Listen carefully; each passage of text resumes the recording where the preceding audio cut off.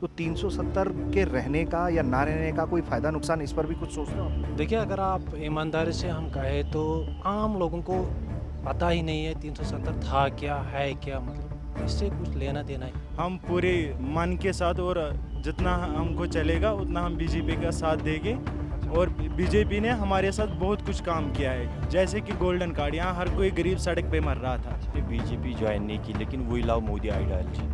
जैसे मोदी जी काम कर रहे हैं, एक गरीब को यहाँ आगे बढ़ने का मौका मिल रहा है। और मोदी जी ने जो काम किए वो किसी ने नहीं किए। पूरा कश्मीर आज मोदी जी के, मतलब जब भी मोदी जी यहाँ आते हैं हर कोई कश्मीरी का भाषण, कश्मीरी का यूथ कहता है कि एक बार हम मोदी जी से मिले, क्योंकि मोदी जी जो बोलता है वो करके दिखाता है। नमस्ते। जम्मू कश्मीर में चुनाव हो रहे हैं और साउथ कश्मीर में भी चुनाव होने जा रहा है। तो इसके लिए वोटिंग होगी और देखिए बहुत सारे लोग हैं हमारे साथ मौजूद हैं। मैं कार्यक्रम बता दूं कि बीजेपी का एक कार्यक्रम है और यहाँ पर लोग आए हुए हैं। इनसे हम बात करेंगे, समझेंगे कि ये लोग सोचते क्या हैं, क्योंकि इनकी सोच पर पूरा कश्मीर का चुनाव टिका हुआ है कि ये किस तरफ जाएगा। अपना नाम बताएं आप। जी, मेरा नाम बशीर अहमद भट्ट साहब है। ये बताइए, बीजेपी के कार्यक्रम में कश्मीर के लोग दिखाई दे रहे हैं मुझे। पहले तक तो ऐसा लगता था कि बीजेपी का झंडा उठाने वाला भी नहीं है कश्मीर के अंदर। मैं देख रहा हूँ भीड़ तो अच्छी खासी है यहाँ पे। नहीं, बीजेपी के झंडे पहले से भी उठाने वाले थे। तो यहाँ के जो हालात थे वो आपको पता ही, मालूम ही कि बखूबी कैसे हालात थे यहाँ। तो अब हालात इंशाल्लाह बेहतर हो गए हैं। तो हम यहाँ जो हमारा ये अरशद साहब आया है, कैंडिडेट उठा है, बीजेपी ने उसको मैंडेट दिया है, तो हम अरशद साहब के साथ है। हाँ, तो ये बताओ, क्या आप लोगों को लग रहा है कि 10 साल बाद आप लोगों को वोट डालने का मिलेगा मौका अपने कंस्टिट्यूएंसी के लिए? हालांकि इसके पहले आप लोगों ने लोकसभा के लिए भी वोट डाले होंगे, ऐसे मुझे उम्मीद है आप लोगों से। तो लेकिन क्या माहौल लग रहा है आप लोगों को? किस तरह की उम्मीदें हैं आप लोगों को बीजेपी से, अगर आप लोग बीजेपी के उम्मीदवार को समर्थन दे रहे हो तो? नहीं, बीजेपी की उम्मीदें हैं, बहुत सारी उम्मीदें हैं कि डेवलपमेंट भी हो रही है। डेवलपमेंट तो होनी है, डेवलपमेंट हो रही है कि जो हमारा जो कैंडिडेट अरशद साहब है, हमें पूरी उम्मीद है कि अरशद साहब इंशाल्लाह वो जवान है, खुद भी जवान है और जवानों का साथ दे रहा है। जहाँ तक मतलब हो सके तो अरशद साहब हमेशा हमारे साथ रहा। उन्हें 2019 में उन्होंने एक आवाम की आवाज़ चलाई है, घर घर उन्होंने राशन पहुँचाया, खुद जमा किया है, गरीबों को बांटा है। तो अरशद साहब हमारा बहुत ही अच्छा मतलब लीडर हमने चुना है इसको। तो हम इंशाल्लाह अरशद साहब के साथ है। अरशद साहब को बीजेपी ने मैंडेट दिया है, हम अरशद साहब के साथ भी है और बीजेपी के साथ भी है। अच्छा, तो ये तो आप सुन रहे हो, और भी लोग हैं। अपना नाम बताइए। मेरा नाम है जहांगीर। जहांगीर भाई, ये बताइए, बीजेपी के लिए आप लोग काम कर रहे हैं, कोई परेशानी आ रही है बीजेपी के लिए काम करने में? नहीं, अभी तक कोई परेशानी नहीं आ रही है, शुक्र अल्लाह का, सब कुछ ठीक ठाक चल रहा है। और बीजेपी का हम शुक्रगुजार है कि यहाँ पे पूरा डेवलप हो गया। और जो हमारा अरशद साहब है, इसने भी हमारे साथ बहुत अच्छा किया है और इंशाल्लाह आगे भी करेगा। अच्छा, तो ये बताइए, बीइंग यूथ जो है, युवा जो है, वो किस नज़रिए से बीजेपी को देखता है? पहले तो इस पे अभी आप देख रहे हैं कि बहुत आरोप लग रहे हैं बीजेपी के कि लड़कों को बंद कर दिया है, तमाम तरह के आरोप हैं बीजेपी के ऊपर, नौकरियां नहीं दे रहे हैं। उमर अब्दुल्ला साहब प्रचार कर रहे हैं, महबूबा मुफ्ती कर रही हैं प्रचार, इंजीनियर साहब भी आ गए हैं आजकल बाहर। तो उन लोगों को क्या सोचते हैं? उन लोग कैसे नेता के तौर पर देखते हैं और बीजेपी से कितना उनको आप अलग देखते हैं? देखो, पिछले उनको पहले बोलने दो, तो आपको ही बोलने दूंगा। ये है जो नेशनल और पीडीपी का, तो हम कुछ नहीं बोलेंगे, ये अपनी अपनी सियासत हर कोई कर रहा है। लेकिन हम पूरे मन के साथ और जितना हमको चलेगा उतना हम बीजेपी का साथ देंगे। और बीजेपी ने हमारे साथ बहुत कुछ काम किया है, जैसे कि गोल्डन कार्ड, यहाँ हर कोई गरीब सड़क पे मर रहा था। हर कोई गरीब, अब अगर उसको ऊपर वाले ने मरना भी लिखा होता है तो वो हॉस्पिटल में मरता है। और दूसरा ये बेटियों का, बेटी बचा बेटी पढ़ाओ यहाँ किया है उसने, उसका भी हम शुक्रगुजार है। और जो राशन दे रहा है वो भी फ्री अभी चल रहा है लोगों को। अच्छा, तो ये बताइए, आप लोग और भी लोग हैं हमारे साथ। हाँ जनाब, जी जी, आप अपना नाम बताइए। नहीं बता, बात करिए कैमरे पे। अच्छा, आप बात करें, आप आइए, आगे आइए, आप आगे आ जाइए, आप बात करिए। आप भी, मैं और भी लोगों से बात करूंगा कि आप कैमरे पे क्यों नहीं बात करना चाह रहे हो? आपको अब कैसा डर है? बीजेपी के लिए काम कर रहे हो और डर भी रहे हो? हाँ जनाब, आप अपना नाम बताएं। जी, मेरा नाम एजाज़ है। मैं एक सोशल एक्टिविस्ट के नाते काम कर रहा हूँ यहाँ। 2019 के बाद हम जैसे नौजवानों को यहाँ बहुत सारे मौका मिला। क्या मिला मौका? मौका यहाँ देश में आगे बढ़ने का, पुलवामा में आगे बढ़ने का। इससे पहले यहाँ मौका नहीं मिल रहा था। 2020 में यहाँ यूएलबी के इलेक्शन हो गए, मैंने बाय इलेक्शन में पार्टिसिपेट किया एज इंडिपेंडेंट कैंडिडेट। मैंने बहुत सारा काम किया, यहाँ सेंट्रल गवर्नमेंट से पैसे आए। अगर हम डेवलपमेंट की बात करें, अगर हम यहाँ बाकी कुछ बात करें, यहाँ उतनी डेवलपमेंट नहीं थी। 2019 के बाद जो ही यहाँ बाय इलेक्शन यूएलबी के हो गए, हमारे जैसे नौजवान ने उसमें पार्टिसिपेट किया और बहुत सारे काम हुए यहाँ। नहीं, ये बताइए कि दिल्ली के नेता कैसे लगते हैं आप लोगों को? अगर मैं बात करूं प्रधानमंत्री की, तो क्या प्रधानमंत्री पर भरोसा है आप लोगों को, इसलिए बीजेपी से जुड़ रहे हैं? या यहाँ बीजेपी का एक तरीके से इनडायरेक्ट तौर पर शासन ही था, चूंकि राज्यपाल उपराज्यपाल का शासन था, तो और उनके तहत काम वाम मिल रहा था, इस तरह की उम्मीद है, या कोई कारण है जो बीजेपी से जुड़ रहे हैं? देखिए, हमने बीजेपी ज्वाइन नहीं की, लेकिन वी लव मोदी आइडियोलॉजी। जैसे मोदी जी काम कर रहे हैं, एक गरीब को यहाँ आगे बढ़ने का मौका मिल रहा है। अगर मैं जॉब की बात करूं, अगर यहाँ जेके बैंक की बात करें, यहाँ आउटडोर में मतलब जेके बैंक के जो एम्प्लॉय है वो ऐसे ही लगे 8वीं फेल 7वीं फेल, लेकिन आज ऑन मेरिट जॉब मिल रहा है। ये बड़ी बात है। और मोदी जी ने जो काम किए वो किसी ने नहीं किए। पूरा कश्मीर आज मोदी जी के मतलब जब भी मोदी जी यहाँ आते हैं, हर कोई कश्मीरी का भाषण, कश्मीरी का यूथ कहता है कि एक बार हम मोदी जी से मिले, क्योंकि मोदी जी जो बोलता है वो करके दिखाता है। अच्छा, ये और कोई बात करेगा? कौन? आप बात करेंगे कैमरे पे? नहीं बात करेंगे। आप बात करिएगा कैमरे पे, आप आगे आइए, आपको तो आप दिखेंगे भी ना, फिर आगे आ जाओ और इधर आओ, यहाँ आके बैठो आप। हाँ हाँ, एक एक करके अपनी बात भी रखते हैं। हाँ, ये बताइए क्या नाम है आपका? इश्तियाक अहमद। इश्तियाक भाई, जम्मू कश्मीर पहले कैसे था और अब कैसा है? जम्मू कश्मीर पहले भी ऐसा ही था जैसा अब है। अच्छा मानो यहाँ कोई खूब सा डर सा लग रहा था। अच्छा। अब मोदी जी के आने से वो डर लग रहा है कि दूर हो रहा है आहिस्ता आहिस्ता। इसको थोड़ा समय के साथ साथ डर भी जो जवानों में है, लोगों में है, वो समय के साथ दूर होता जा रहा है। अच्छा, एक बात बहुत ईमानदारी से आप लोग बताइए, 370 खत्म हुआ, बीते 5 साल में मैंने कोई प्रदर्शन नहीं देखा 370 के समर्थन में या कुछ भी। अब लेकिन इंजीनियर साहब जब बाहर आए उसके बाद से जो है, अब मैं देख रहा हूँ कि फिर से 370 की वापसी की बात होने लगी जोर पर।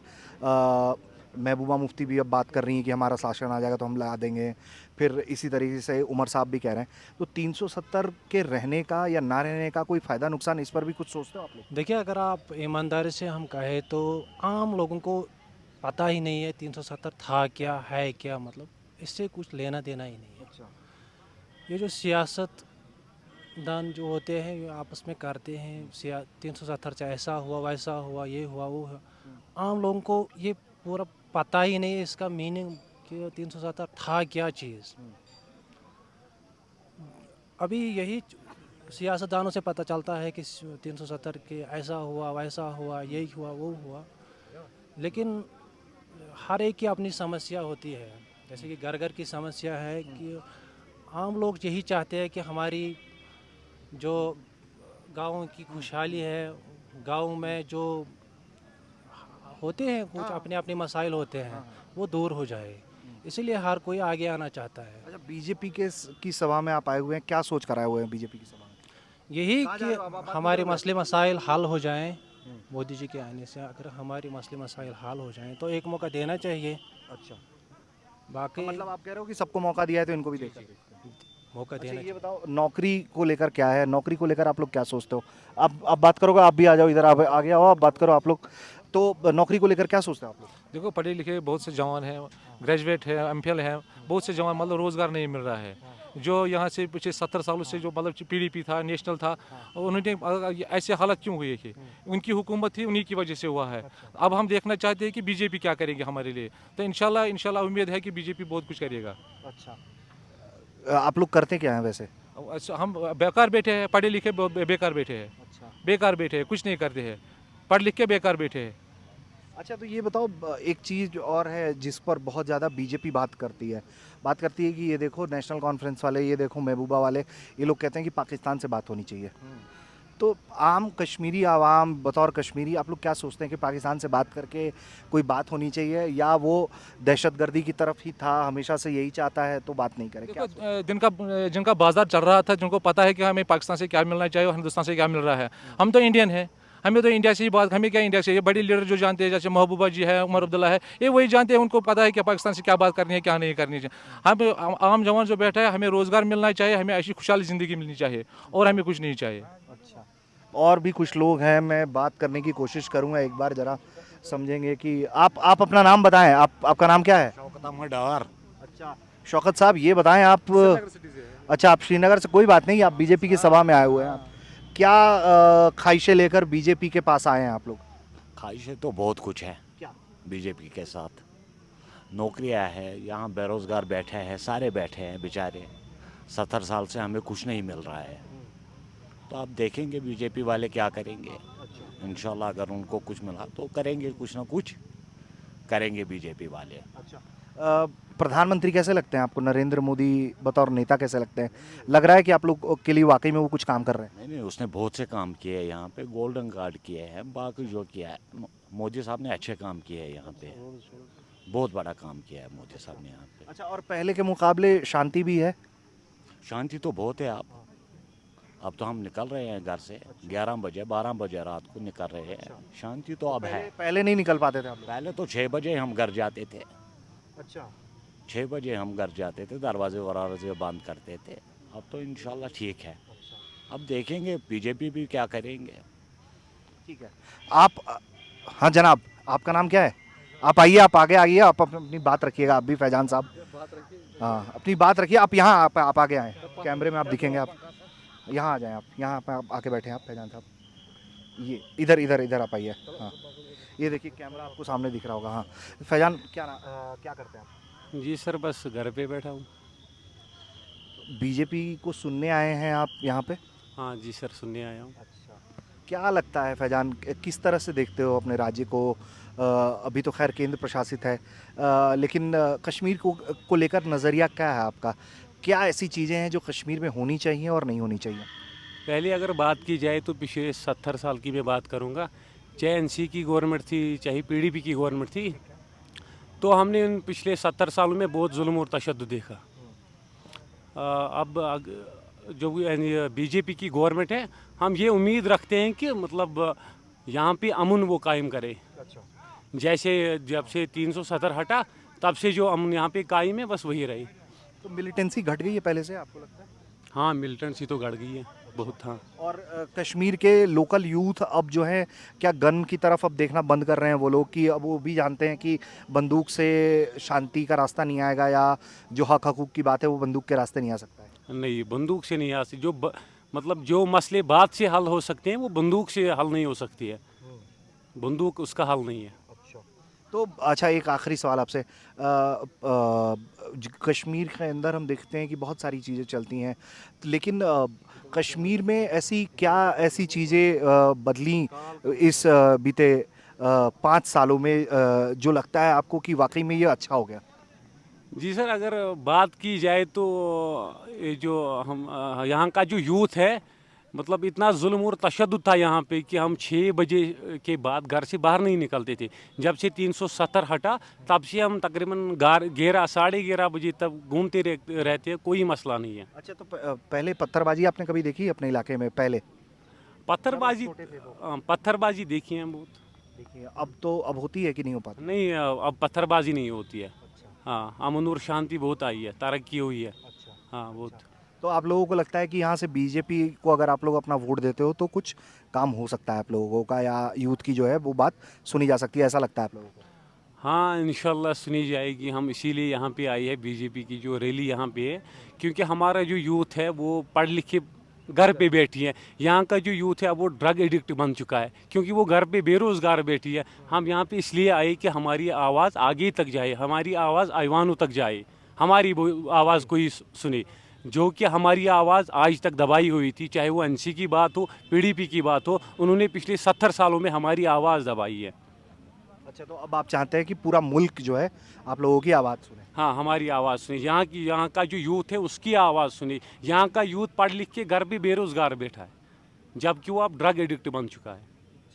तो देखिए, ये एक बहुत गंभीर समस्या है जो हम बात कर रहे थे लोगों से, कुछ तजुर्बेकार लोग हैं, कुछ युवा हैं, जैसा कि फैज़ान भी अपनी बात बता रहे थे कि पढ़ा लिखा हूँ लेकिन घर पर बैठा हूँ।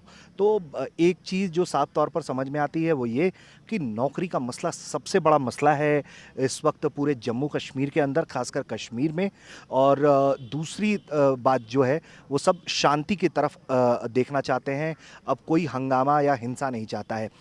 देखना होगा कि इनकी मेहनत जो है, बीजेपी के लिए काम करने वाले लोगों की मेहनत कितना रंग लाती है कश्मीर में। लेकिन ये अच्छी बात है कि कश्मीर में जो अभी इस वक्त चुनाव हो रहे हैं वो शांतिपूर्ण चुनाव हो रहे हैं, कोई हो हंगामा नहीं है और प्रत्याशी खुलेआम घरों घर पर जाकर सभाएं करके वोट मांगते हुए दिखाई दे रहे हैं।